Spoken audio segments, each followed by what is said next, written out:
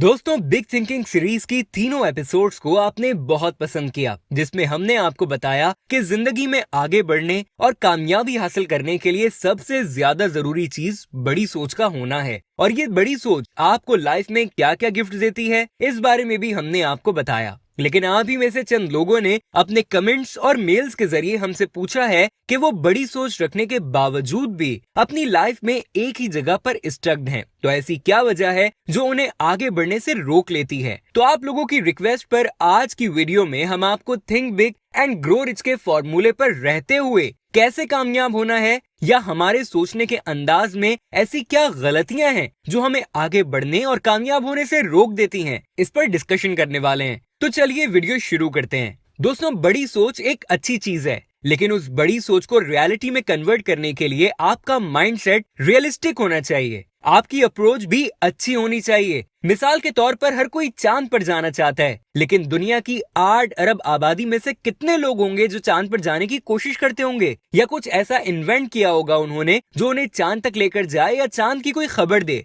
शायद 1000 या 2000 लोग ही ऐसे होंगे जो प्रैक्टिकली इस पर अमल करते होंगे। अब ऐसा क्यों होता है? तो ऐसा होता है सिर्फ माइंडसेट की वजह से। हमारा माइंडसेट, या यूं कहिए कि हमारे सोचने का अंदाज ही इस बात का फैसला करता है कि क्या हम अपनी लाइफ में अपनी सोच के मुताबिक चीजें हासिल कर पाएंगे या नहीं। तो दोस्तों, इंसानों में कॉमनली 4 तरह के माइंडसेट्स पाए जाते हैं। मैं आपको वो माइंडसेट्स डिटेल में बताने वाला हूँ। इस वीडियो को लास्ट तक जरूर देखिएगा और फिर खुद ही फैसला कीजिएगा कि आप कौन से माइंडसेट पर अमल कर रहे हैं और आपको कौन से माइंडसेट के मुताबिक चलना चाहिए। तो दोस्तों, इन 4 माइंडसेट्स में नंबर 1 पर आता है एम्प्लॉय माइंडसेट। ये बेसिकली एक एम्प्लॉय का माइंडसेट होता है। एम्प्लॉय माइंडसेट में क्या क्या खुसूसियात होती हैं, वो अब आप नोट कीजिएगा। Number 1 is they are shy away from risk. ये माइंडसेट वाला बंदा रिस्क लेने से डरेगा। इसकी लाइफ में रिस्क नाम की कोई चीज नहीं होगी। ये अपनी जिंदगी बगैर रिस्क के घिसे पिटे अंदाज में ही गुजारने को तरजीह देगा। जैसा चल रहा है वैसा ही चलने दो, इसकी लाइफ में बस यही थ्योरी होगी।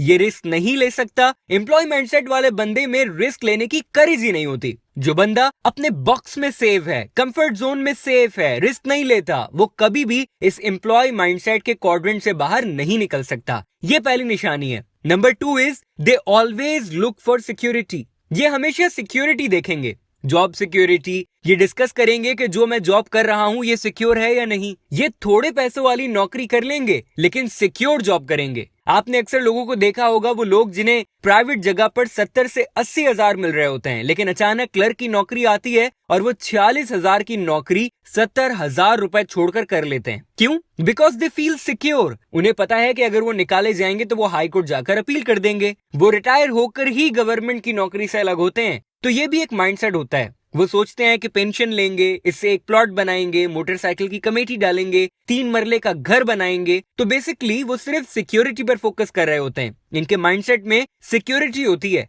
वो हमेशा सिक्योर के साथ चलेंगे। Number 3 quality is they play safe. इस माइंडसेट के लोग सेफ खेलने के आदी होते हैं। ये कभी भी ऐसा कोई काम नहीं करेंगे जिसमें कोई रिस्क इन्वॉल्व हो। कभी ऐसा काम नहीं करेंगे जिसमें उनका कोई नुकसान हो सकता हो। ये हर चीज को खरीदने से पहले अपनी सैलरी को देखेंगे। Number 4 quality is they are time traders. ये लोग जो एम्प्लॉय माइंडसेट रखते हैं, ये टाइम ट्रेड करते हैं। क्या आप टाइम ट्रेड का मतलब समझते हैं? मसलन इनकी नजर हर वक्त घड़ी पर रहती है। फॉर एग्जाम्पल, ये कहना शुरू हो जाएंगे कि सर घंटा रह गया, छुट्टी होने वाली है, सर मुझे टाइम पे ऑफ दे दिया करें, मुझे घर जाकर काम होते हैं, वगैरह वगैरह। तो इस माइंडसेट के लोग हमेशा टाइम ट्रेड करते हैं। यहाँ तक कि ये नौकरी इंटरव्यू पे भी ये पूछ लेते हैं कि सैटरडे ऑफ होगा या नहीं। तो ये लोग हमेशा टाइम की कैलकुलेशन में हर चीज ट्रेड करते हैं। या दूसरे लफ्जों में कह लें तो ये लोग अपना वक्त किसी को बेच के, अपनी सलाहियतें बेच के, अपनी काबिलियत बेच के ही इन्हें खुशी और सेटिस्फेक्शन होती है। दोस्तों, यहाँ मैं एक बात मेंशन कर दूं कि एम्प्लॉय होने में जिंदगी में कोई प्रॉब्लम नहीं है, लेकिन जिंदगी में लर्न करके, सीख कर आगे बढ़ने की कोशिश या अपने माइंडसेट को अपग्रेड करने की कोशिश करना जरूर चाहिए। आपका इस एम्प्लॉय माइंडसेट में हमेशा रहना ये गलत है। काम करते हुए ये जरूर सोचना चाहिए कि मैंने इससे अपने स्किल्स कितने डेवलप किए, या मेरे जो गोल्स हैं लाइफ के वो कितना करीब हुए हैं मुझसे। मैं जो जिंदगी में करना चाहता हूँ, इस जॉब से मेरी वो चीजें पूरी हुई,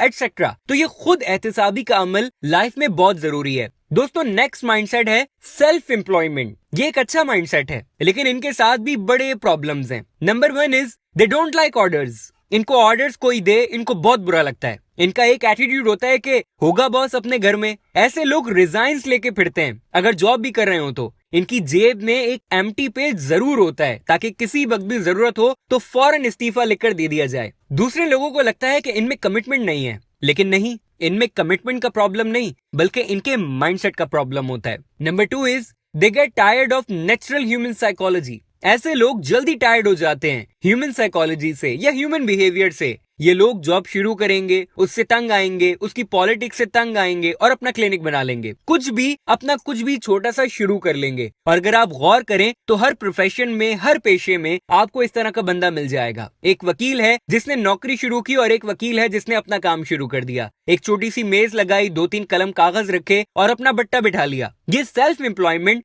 छोटे बड़े लेवल का हो सकता है, किसी भी कैपेसिटी का हो सकता है। यहां मैं आपको बता दूं कि ऐसे सेल्फ एम्प्लॉयड लोग हैं जिनके पास दिन के 100 क्लाइंट्स आ रहे होते हैं, और कुछ ऐसे हैं जो बैठे बैठे इंतजार कर रहे होते हैं। कुछ ऐसे डॉक्टर्स हैं जिनका टाइम ही नहीं मिलता, और कुछ ऐसे हैं जो शिकवा करते हैं कि कभी कोई पेशेंट ही नहीं आया हमारे पास। ऐसे हैं जो टीचर्स हैं, जॉब कर रहे हैं, और कुछ ऐसे हैं जो अपना कोचिंग चला रहे हैं। They are self employed. इसका एक और नाम है जिसे फ्रीलांसर कहते हैं। तो इस माइंडसेट का बंदा क्या करेगा? ये अपनी सर्विस बिल्ड करेगा, अपना बॉस खुद ही बनेगा और अपना काम शुरू कर देगा। इसका सबसे पहला साइन मैंने आपको बताया कि they don't like orders. Second, they get tired of human psychology. And number 3 is they can't follow. Followers वाला जज्बा नहीं होता इस माइंडसेट के लोगों में। ये अपना फायदा देखकर फॉलो करेंगे, ये अपनी लर्निंग से फॉलो करेंगे, ये अपने सीखने से फॉलो करेंगे। कोई काम पड़ गया तो मिलने चले आएंगे, काम हो गया तो वापस आ जाएंगे और फिर अपना काम शुरू कर देंगे। इनकी कुल दुनिया, उनका क्लिनिक, उनकी दुकान, उनका भट्टा, सेल्फ मेड ऑफिस, बस वही होता है।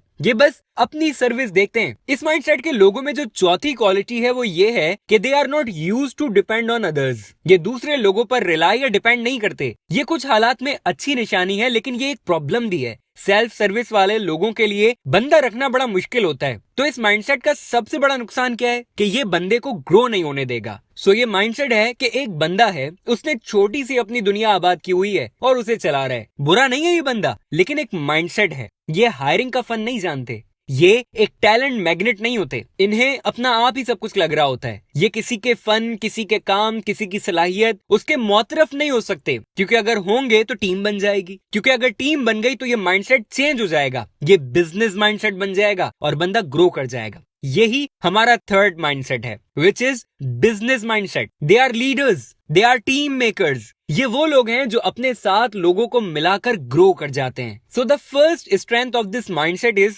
That they hire. इन्हें मालूम होता है कि हर इंसान हर काम नहीं कर सकता है। मिसाल के तौर पर अगर आप अपना एक ऑफिस बिल्डअप करें तो जरा फर्ज करें कि आप ही उस ऑफिस को सुबह ओपन करें, उसकी क्लीनिंग करें, अपने लिए चाय बनाएंगे, क्लाइंट्स के लिए दरवाजा खोलें, उनके लिए चाय बनाएं और फिर उन्हें डील करें। कोई टेक्निकल प्रॉब्लम आ जाए तो उसे भी सॉल्व करें। तो ये पॉसिबल ही नहीं कि आप कर सकें। इसके लिए आपको लोग हायर करने पड़ेंगे जो आपके लिए ये सब काम करेंगे। तो इस माइंडसेट के लोगों में हायरिंग का पोटेंशियल होता है। ये माइंडसेट ह्यूमन रिसोर्स की साइकी को समझेगा, किसी बंदे से क्या काम लेना है और किस तरह काम लेना है, वो इस बिजनेस माइंडसेट के लोगों को पता होता है। यहाँ अगर हम माइंडसेट नंबर 2 और 3 में डिफरेंशिएट करें तो इसमें सबसे बड़ा डिफरेंस लोगों से डीलिंग का है। सेल्फ सर्विस माइंडसेट वाले बंदे के पास एक ही टूल है, शाबाशी देनी है, पैसे दे दो, काम लेना है, ज्यादा जलील करो, ख्वार करो, क्रिटिक करो। जबकि बिजनेस माइंडसेट के बंदे को पता है कि सिर्फ ये 2 टूल्स नहीं है, और भी बेशुमार टूल्स हैं। और सबसे बेस्ट टूल पूरी दुनिया में किसी भी बंदे से काम लेने का वो ये है कि उसके मिजाज को समझकर चलना चाहिए।